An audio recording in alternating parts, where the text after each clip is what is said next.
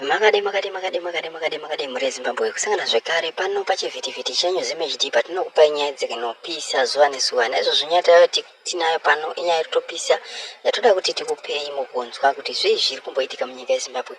Naizvo zvinyata naye inyaya yekuti vachiwenga vari kunzi aiwa vakurumbidza kuresponda panyaya yeED 2030 yakalonjwa yekunzi constitution bumbiro remutemo rinofanira kunge richichinjwa nevaimusonoda munangagwa kuti vakwanise kuenda pa30 term.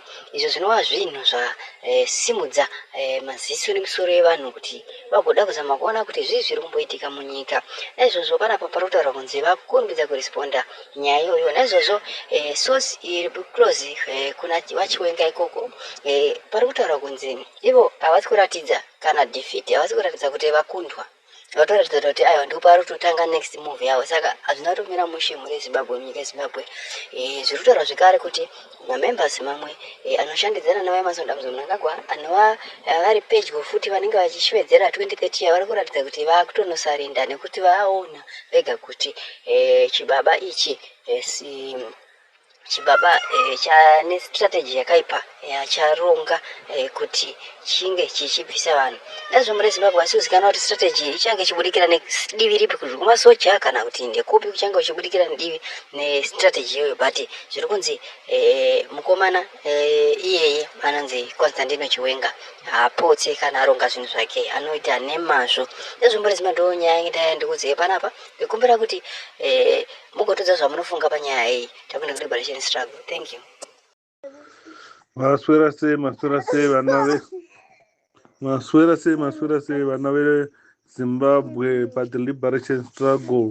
Pamberi nehondo, pamberi nechimurengo, pamberi nekubatana, pamberi nekurwisa manyasa, pamberi nekutsvaga mari yekuti liberation struggle iende mberi, pamberi nekurwira nyika yedu, pamberi nekurwisa manyasa nemabumbwa nemabwidi. Tinotenda naMwari anotichengeta zuva nezuva, achitiitira zvakanaka, achitichengeta, achitisunungura, achiita kuti nyika yedu ive nyika yakanaka. Tinotenda musiki iyeye. Nyaya dzatinadzo dzakati wandei, sekutanga kwegore. Liberation struggle chekutanga haizombodzoki kumashure, haisi kuzodzoka kumashure, because vana veMozambique since vakatanga havana kumbodzoka kumashure. Isu ndisu anaani tinodzokera kumashure? Isu ndisi anaani tisingadi kutora nyika yedu kana ivo vana vepaMozambique vachiti vanorwira nyika yavo chauya. Tina leader wedu Mr. Jeff Prophet Hosana. Mr. Jeff Prophet Hosana ndiyo vanotitungamira paliberation struggle iyoyo, kuti tibudirire, kuti tiite zvinhu zvinokwanisa kuti nyika yedu idzokere kuvana veZimbabwe.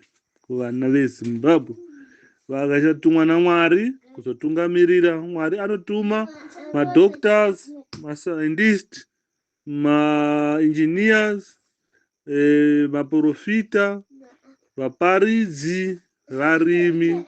But the liberation struggle yeZimbabwe yakatumiwa iwo chairman wedu Mr. Jeff Hosana. Mr. Jeff Hosana munhu akatumwa naMwari, akafemerwa izwi rekuti nyika yedu itwe nyika ichazodzokera payakanga yakanzi naMwari ndo payachaenda. Vakuru vedu vakazama kurwira nyika yedu, vakairwira, vakazoitawo zvakaitika ipapo, vakatrusta varanda vakanga vapinda munyika medu, vapotero vakanga vauya kuzorwira nyika yedu, kuti nyika yedu ive nyika yakanaka zvaitwa naMwari. Ivo vakapindira vakati nyika iyi tinoiuraya. Nhasi tava varanda mudzimwe nyika. Nhasi mahospital edu haana mishonga, hamuna mibhedha, hamuna magetsi, hamuna life supporting system. Zvese izvozvo toenda maklinik hakuna chinhu. Zvikoro zvedu hazvina kana chiri kushanda, maticha haachadzidzisi, mabhuku hakuna, mapenzura hakuna, uniform hakuna. Kudhara Zimbabwe, vana veZimbabwe vaidzidza mahara, vachipuhwa mauniform, chikafu, mapeni, mapenzura, mauniform mahara pachena. Vana vemanyasa nemabwidi vakazoona vari kunyika kwavo, vakauya vakaba mari iyoyo yaishanda basa iroro, vakaba pamagoridhe edu. Ian Smith achibuda munyika akasiya over 120 something tons of gold. Nhasi tinonzi mugubu mune less than 3 tons of gold. Dzimwe dzakaendepi? Dzimwe dzakatorwa ndianani? Dzimwe dzakaenda kunyika ipi? Ndeti kune goridhe revana veZimbabwe. Nhasi munoona dzimwe munhu ozvichishoroma inotengera vanhu motokari. Shoroma yakadaro iyoyo yafanana nemunhu anoenda kumba kwepfambi osvika otenga doro, onwa doro, vana vasina chekudya, vana vase vaine nzara. Ndo zvakafanana naiyo munoti chivhayo. Ari kutengera vanhu zvimotikari. Motikari inobatsirei kana munhu achirwara? Ichamusevha here iye musician anopembera achinyemwerera achipuwa chimotokari ichocho?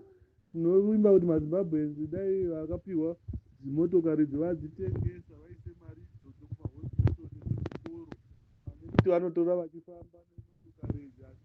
Asi arwara anoenda kukiriniki isina mishonga, achisvika anogona kutofira ipapo motikari yake yakapakwa panze.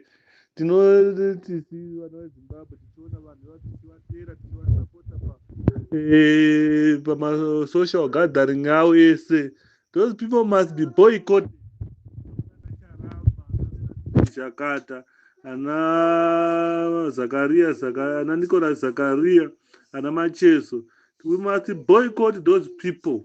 And muZimbabwe hatisi kuda nyaya yekuti munoona zvigure zvichitamba zvichimhanya zvichisvibisa nyika, mvura haichanai, vana vakungobarwa vachiita zvinhu zvisina nebasa, because mweya yezvigure iyoyo yekumakuwa iyoyo inoparadza future yevana nefuture yevanhu.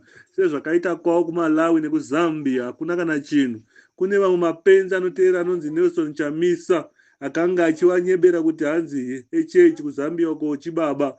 Mari yavo yadonha value kwacha yadzokera paukwacharing. Ndo zvavakaita $, redu izvozvo. Mari yekuMalawi ndo iri bottom 4 yeworld neyeZimbabwe. Iwo kwacha ichadonha futi yeZambia kuenda pasi, because maZambians neMalawians they will never kuti vanoita chinhu chakanaka nekuti vakatukwa naMwari, vakajoina Muslim vachifunga kuti zvinovakwanisa kuti vaite upenyu hwakanaka nesatanism nezvigure. Manje nyika yavo haifi yakabata mari inoshandisika, vakapinda muZimbabwe vakauraya industry yedu nefarming yedu nemari yedu, vakaba matura yedu egoridhe, vakaba diesel nefuel zviri zvaigara matengi, vakaenda kuGMB vakatora matura yese vakaendesa kuMalawi nekuZambia, vana vavo vachidya izvozvizvi. 2023 nangagwa iti matura yese akazara, but this last year akanga achiti hamuna chinhu, zvinhu zvinenge zvatoendeswa kuZambia.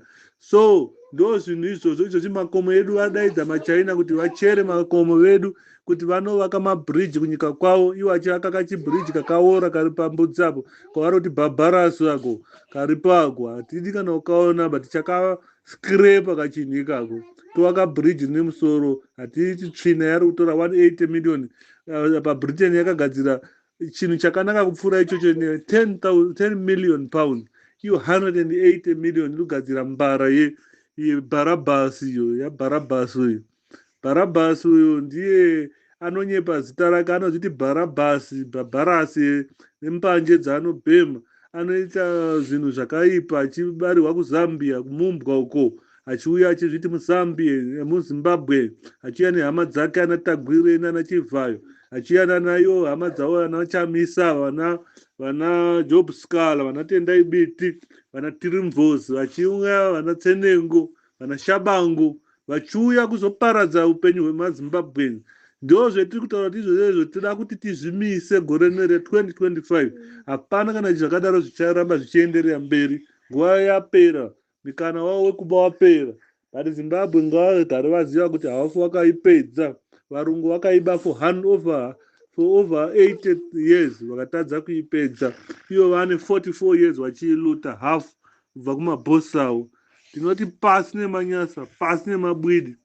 Hondo iyi totobudirira chete kuti vanhu vainyepera kuti maZimbabwe haana kubatana. Manje tabatana, takuenda paprogramu yekuti mari ipinde.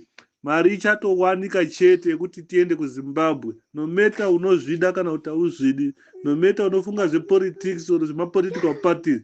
Hatisi kuzoita political party unless tagadzira constitution yenyika. Tachinja zeki taisa zeki yevanhu. taisachinja zesa yevanhu, tachinja zvese zvinhu zvese zvakaiswa neZANU-PF, misika yese yemari zvakaita musika wembari inofanirwa kuita stock exchange international, because paya panotendera mari vari kupapisa.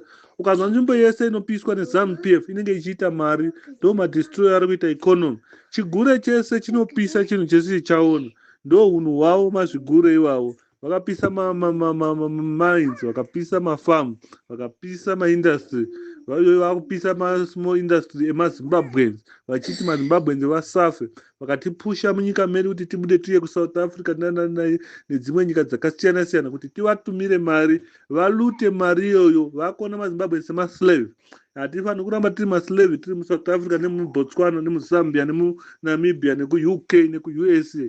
Ngatidzoke kumusha kwedu tinogara ikoko, tikafa topinzwa muivhu reZimbabwe nekuti ndo metakabva. Mwari yakatisika imomo nyika imo, tikadya chikafu cheimo, madzinza edu akanga achidya chikafu icho. Chinoda kuti DNA yedu ndeye kuZimbabwe, haizombofa yakaita kuSouth Africa. Ngatide nyika yedu no matter what. Ukaona munhu anoshora Zimbabwe, batikana. Ukaona munhu anoshungurudza muZimbabwe, batikana. Ukazwa muZimbabwe munhu anotaura zvinhu zviri negative about Zimbabwe, batikana.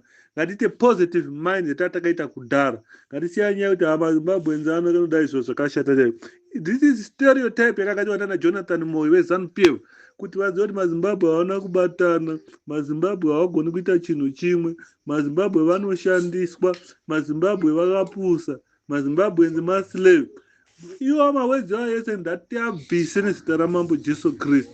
Mwari ndaatitungamirire tidzokere paconfidence yedu. Nyika yakadai neIsrael yakaparadzwa nemuwenge kusvika pasisina chinonzi Israel. But nhasi vavaka, this is one of the fastest growing country in the world. Inorwisana nenyika dzakawanda kuti idzi one time pahondo ichihwina, ndo ichiita Zimbabwe. Hondo yedu neManyasa neMazambia haiperi. Ihondo yemarudzi iyo vakauraya vanhu paBulawayo apo vakawanda paMandevera, vakauraya mashona akawanda mumabhesi mavakanga vari kuhondo uko, vachivareplace vanhu vese vakaurayiwa vaireplacewa nevanhu vekuMalawi nevanhu vekuZambia vaiuya kuZimbabwe. So nhau iyoyo inoda kuti igadziriswe kuti ndianani akapiwa maID evanhu vakapondwa kuBulawayo. Sei vasingadi kupa vanhu vekuBulawayo maIDs? Because vanhu vese vakauraya kuBulawayo paibva patohwa ID yake poenda kunotorwa munhu kuMalawi kana kuZambia, munhu iya ozoshanda muZimbabwe achizviita mundevere iye ari munhu wekuMalawi nekuZambia. So system yese inofanirwa kucleanwa. Tione kuti vanhu vekuMalawi vakazoshandisa mazita vanhu vakauraya paBulawayo nevakauraya paTwembwe, paNyadzonya nepachimoyo ndianani? Because vanhu ivo havana kubviswa musystem. Vanhu ivo vari kunzi vapenyu nanhasi. Vanhu vekumaTebeleland vakada kuenda kutora madeath certificate yehama dzavo vari kuvanyimwa because vari kunzi those people they are alive. MaID avo ari kutoshandiswa nevanhu vekuZambia nevekuMalawi, zvichireva kuti vavafi vakakwanisa kuvapa madeath certificate. Vakangovapa madeath certificate those people from Malawi neZambia havazokwanisi kushandisa madocuments because they will be said they are dead. So ndo pane nyaya yedu ipapo. Pamberi nehondo varume, pamberi nekubvisa Manyasa, pamberi nekubvisa Mabwede, pamberi nekubvisa Mamumbwe, pasina chamisa, pasina Munangagwa, pasina Tendai Biti, neMamumbwe ese neMabwidi ese nevanhu vese vanosapota Manyasa neMabwidi. Isu system yedu isu iri kuti mwana weZimbabwe hatisi kutaura zvemapolitical parties. Either uri kwaCC, uri kuZANU-PF, long uri mwana weZimbabwe ndinokuda. Politics hadzisi kushanda apa, tikuenda mu-transitional government. Vana veZimbabwe vozodecide kuti vachaita maelection zvinhu zvavo zvanaka. Either vachishandisa mawedzi mazita iwo akanzi ZANU-PF oro CC, but hatizivi zvinhu izvo zvinozotaurwa mu-transitional government. Asi for now, zvitarise semwana weZimbabwe, noti munhu weCC kana munhu weZANU-PF. Tiri kuda vana vese veZimbabwe kuti vagadzire nyika yavo. Zvisinei nekuti unosapota ZANU-PF, chamisa ere CC kana chichi. Mapolitical parties eZimbabwe akahijackwa neMazambians neMalawians. Tikatarisa ZANU-PF, ZANU yakagadzirwa neZAP neZANU. ZANU yakagadzirwa nana Ndabanini Stall. Mugabe akangopinda ipapo akapedza kuuraya vakomana vakatora part. ZAP yakagadzirwa nana Ngomo. Izvo nhasi yakuedwa nemuMalawi anonzi Kembo Mohamed uyu ndiye ari kuitoihedha izvozvizvi.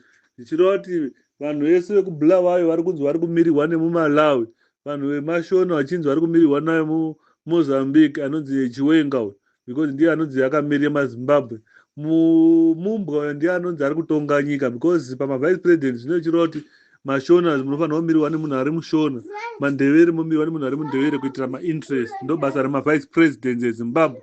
But ipapo pasystem etinayo mavice president ese ezimbabwe umwe ari kumirira kunyika kwake kumozambique akatovaka maclinic zvenyika isina chinhu, umwe ari kumirira kumalawi, umwe ari kumirira kuzambia, zvichireva kuti zimbabwe isusu chedu hatina kana chinhu kana one.